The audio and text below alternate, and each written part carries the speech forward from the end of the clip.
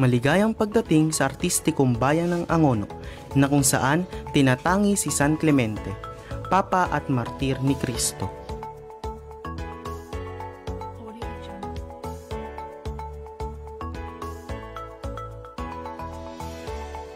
Nakaluklok sa gitna ng bayan, kasama ng mga matatandang kalye nito, ang pamayanan ng Angono ay namuhay sa aspetong agrikultural na ngayoy umaagos sa pagbabago ng panahon. Unang inilagak ang pamayanan ng mga mananampalataya sa Biga at ito ay inilipat sa sentro ng bayan dito sa poblasyon ibaba.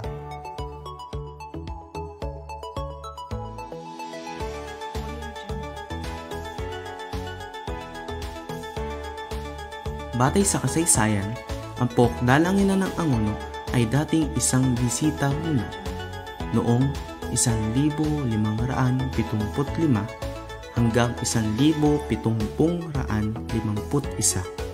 ng Pasig, Taguig, Morong at Binangonan. Ang pagbubuo ng simbahan ay posibleng isang tugon sa kahilingan para pagtibayin ang pagiging kapelanya ng Angono na ginastusan ng mga siyendero at maaaring itinayo noong taong 1751. Mula sa isang bisita, ito ay lumago sa isang kapelanya na nagkaroon ng mayabong na istorya hanggang sa panahong 1853 na kung saan naging huling taon ng pananatili ng Pokdalanginan sa lugar ng Biga. Taong 1863, matapos ang lindol na naranasan ng bayan, ay minarapat ng mga taga-Angono na pasinayaan at ayusin ang konstruksyon ng bagong dalanginan sa sentro ng bayan at hindi nagalawin ang lumang kinalalagakan sa Biga. Base sa mga kwentong bayan, may dumating na mga dayuhan noong isang piyesta at sinasabing sila'y inimbitahan ng isang matandang Kastila. Nang matanong sa mga tao kung saan ang bahay ng tandang mente, sila'y tinutungo sa pook na kung saan nakalagak ang imahe. Magmula rito, kasama ng iba pang mga himala, naging espesyal ang pagdiriwang ng piyesta tuwing ika-23 ng Nobyembre dahil sa mga milagro, patotoo at patuloy na debosyon ukol kay San Clemente.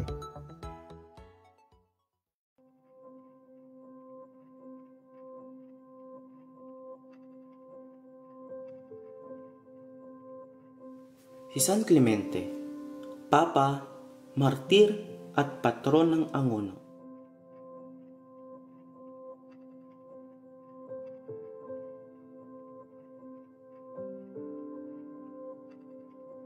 Isinilang noong ika-30 matapos ang kamatayan ni Cristo. Ang ngalang Clemente ay nagbuhat sa salitang Kleo, isang lugpong sa kawikaang Griego na ang kahulugan ay maluwalhati o marangal. Samantalang ang salitang mente ay pag-aaring Latin na may kahulugang pag-iisip, maluwalhating pag-iisip. Mayroon siyang marangal na kaisipan na pinanday upang maging malinis, namumutawi sa birtud at pinalamutian ng kaluguran. O siya ring sinasabing Clementia o awa, pakahulugang matuwid, katamisan, hinog, may kababaan, matuwid sa gawa, pukyutan sa salita, gulang sa talastasan, maamo sa balaking. Ang kanyang buhay ay nakatala sa mahal na aklat, lalo na sa lugar na napagtagumpayan niya ang biyaya bilang kahalili ni Pedro. Bilang isang papa, marami ang napabinyag sa kanya, malaki man o maliit na tao sa Roma, at itinakwil ang relihiyong pagano. Dahil sa kanyang talino sa pagpapahayag ng mabuting balita, at matatag na pagyakap sa pananampalataya ng Kristiyano, siya ay dinakip at ipinatapon sa Crimea, o kung saan ito ay salat sa tubig at hindi gaanong inuulan.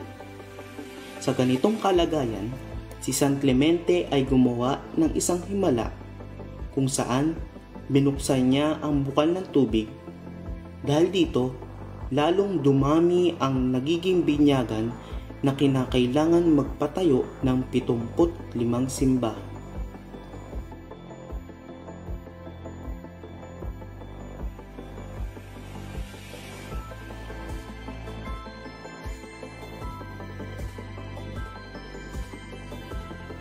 Siya ay pinatapon ni Emperador Trajano sa dagat kung saan isang angklang bakal ang isinabit sa kanyang leeg. Pinaniniwala ang ginawan si San Clemente ng isang napakagandang dambana sa ilalim ng tubig ng mga anghel, na minsan isang taon ay umuurog ang tubig ng 2 milya at nakikita ang kanyang labi at ang angkla. Makaraan ng maraming taon, humingi ng paintulot si San Cirilio kay Papa Adrian Ikalawa upang hanapin ang labi ni San Clemente, at nang makita nila ang mga buto at ang angkla, ito ay inilagak sa Basilika ni San Clemente. Ngayon, siya ay kinikilala bilang patron ng mga marinero, minero at bangkero. Ang kanyang kapistahan ay pinagdiriwang tuwing ika-23 ng Nobyembre.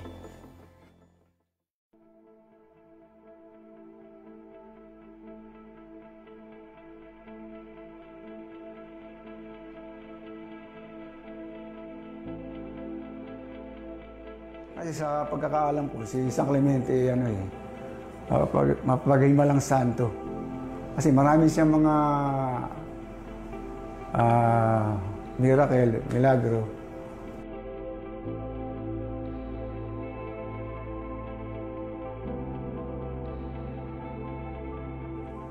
Ang kwento po sa amin ng mga lolo namin ay nakakuha si San Clemente sa dagat. Kasi yung lolo ko mangingisda. Meron siyang baklad sa dagat. Kaya tuwing daling araw, sumasalok sa baklad. Isang araw, nung pagsalok niya nung isang daling araw, pagsalok niya, kahoy lang ang nakuha niya. Wala siyang ibang nahuli. Tapos yung kahoy na yun, pagkuha niya, nilagay niya sa bangka. Tapos, umuwi na siya. Habang namamangka siya, may mga kahoy kasi nakikita na kinukuha niya. Kasi yung araw, wala namang gas. Yung kahoy, ginagawang panggatong sa kalan. Kaya lahat na makita niya sa pamamangka niya pa uwi, nilalagay sa bangka niya. Pagdating din niya sa kanila, sa bakura namin, yung mga kahoy na nakuha niya, inihagis siya sa bakuran. Tapos, kasi hindi niya alam na, akala niya kahoy lang eh. Kinabukasan, pagising niya, nakita niya yung kahoy. May isang kahoy doon na tingin niya, ulo. Tingin niya ulo ng santo. Kaya yung nakuha niya yun, ulo lang. Nilinis niya yung ulo na yun. Tapos nilagay niya sa baul. Tapos hindi pa sa mga araw, nagkasakit yung asawa nung nakakuha. Naipangako niya dun sa santo na kung gumaling lang yung asawa niya, ay pagagawa niya ng katawan na parang nangangaral sa pulpito. Kasi noong mga panahon na yun, yung mga pare sa pulpito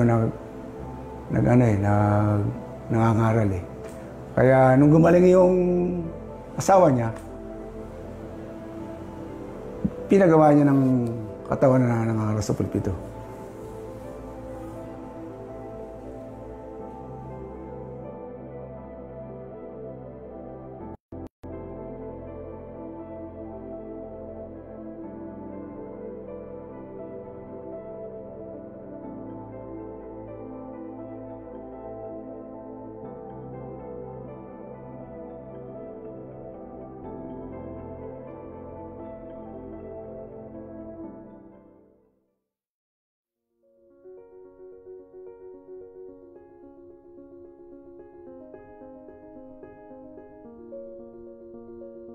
Katulad rin noong panahon na ang mga nanay at tatay ko ang nag-aasikaso niyan, kaagapay na kaming mga anak nila, kaming magkakapatid.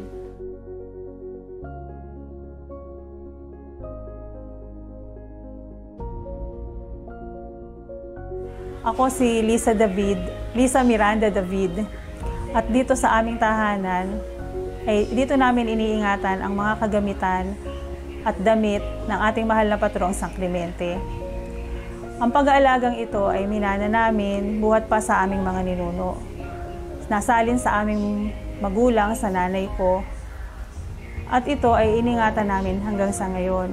Nagumpisa ito noong panahon na buhay pa yung lolo at lola namin, lola at lola ng nanay ko. Nagkaroon ng karamdaman ang Lolo Jose at halos ito ay wala ng lunas.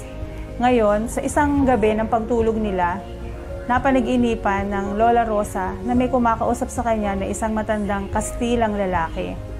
Lahat ang wika sa kanya na, "Rosa, bukas pagising mo, pumunta ka sa bundok at ang unang puno na tamaan ng mata mo, kunin mo ang dahon, ilaga at ang pinaglagaan ay painom mo kay Jose.